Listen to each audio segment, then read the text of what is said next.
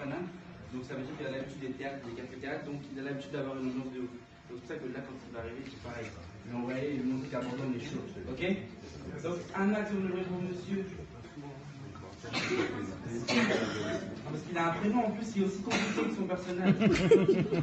Vous allez comprendre que je vais vous le lire. Monsieur Béga de la Tourbière. Yeah. Bon, lui,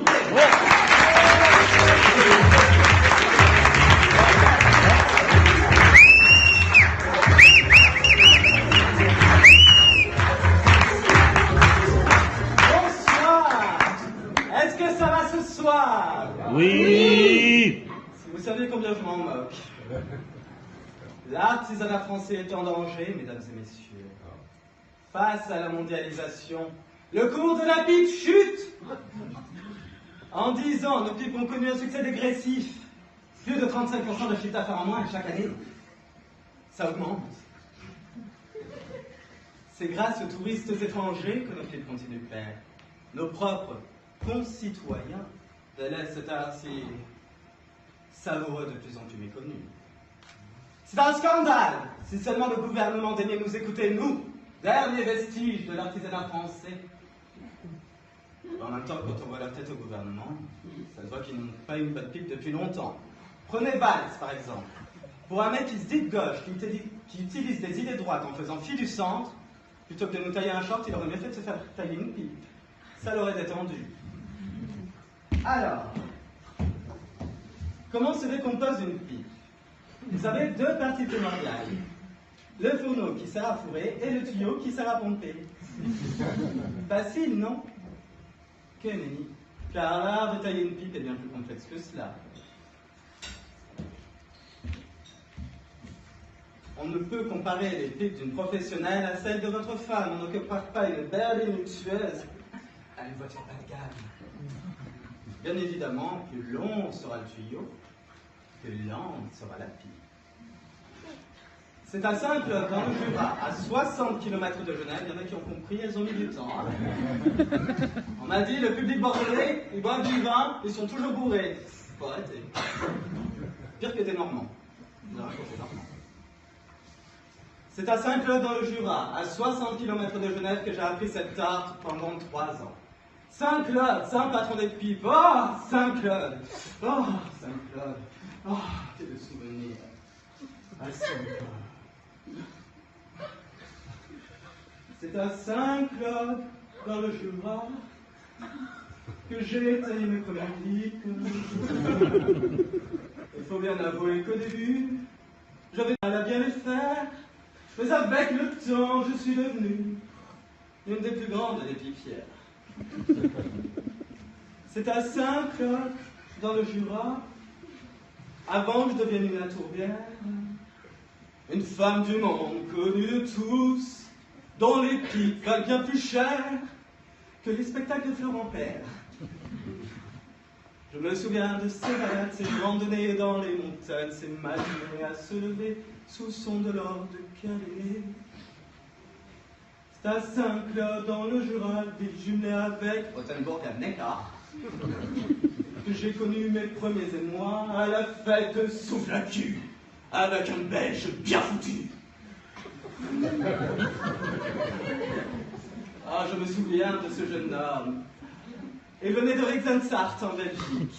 Tout dans le corps, rien dans la tête. D'habitude, les Belges, ils ont ni l'un ni l'autre. Rassure-moi, il n'y a pas de Belges ce soir. Non? Non. Et toi, t'as la patate.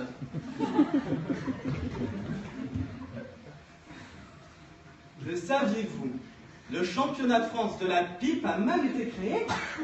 Si, je vous assure, le principe est simple. Celui qui tient le plus longtemps a gagné. Et depuis quelques années, le concours Miss Pipe France, dont je suis une éminente représentante.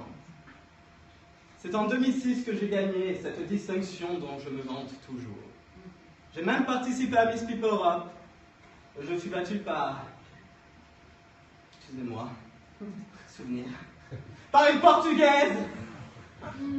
J'ai rien contre les Portugais, quand il s'agit de manier le tuyau, ce sont des pros. Elle devait présenter Miss Pipe International. Oui, devait. La pauvre malheureuse victime d'un drame. Elle a fait une terrible chute dans les escaliers. C'est donc en digne représentante de ma patrie que je l'ai remplacée au pied levé. J'ai donc pris l'avion direction la Norvège où je fus accueilli par des Norvégeois. Ils tenaient des pancartes « Get away, Vega! Get away, Vega !» Pour ceux qui ne sont pas bilingues, ça veut dire « Bienvenue, Vega !» Je suis donc allé les voir avec mon anglais parfait. « Hello, I'm Vega. How are you? I miss French people. I remplace Consuela Lopez. Consuela a broken ses jambons. Elle a fait crack bim bang the stairs, un jambon cracotte. » Ils n'y ont évidemment rien compris, mon anglais devait être trop avancé. À ce concours, on trouvait par exemple Miss Pip Hawaii, Miss Irlande, Miss Amérique et Miss Philippines. Pour ceux qui aiment la diversité, c'était le gangbang! Des centaines de milliers de personnes sont venues nous voir, venues du monde entier. Il y avait notamment mon mari Charles-Henri, notre fils Kevin, tout bébé, et sa première nurse Judith. Les filles étaient adorables avec moi. Elles me disaient souvent, de façon hystérique, « Go to hell, City Beach !» Et je leur répondais « You too !»« Go to hell, City Beach, you too !»« Go to hell, City Beach, you too !» C'était magistral, honnêtement. Après un concours plein de rebondissements, comme par exemple le maillot de Miss Hawaii qui tombe, la maladie étrange et subite de Miss Hollande, c'est Miss Philippines qui a gagné. Son nom avait à être aussi imprononçable que les spécialités de là-bas, je l'ai félicité comme il se doit.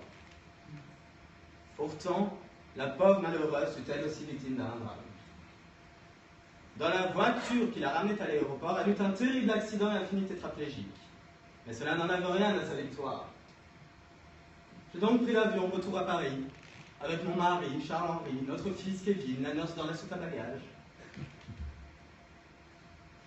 Et nous sommes arrivés dans la capitale. Sur le tarmac, il y avait Odette, ma belle-mère. Elle me serra dans ses bras, me félicita et débloqua les fonds pour me permettre d'ouvrir mon usine de pipe. Vega Pipe et compagnie, ce qui fit de moi une mère, une femme, mais une businesswoman avant tout. Merci.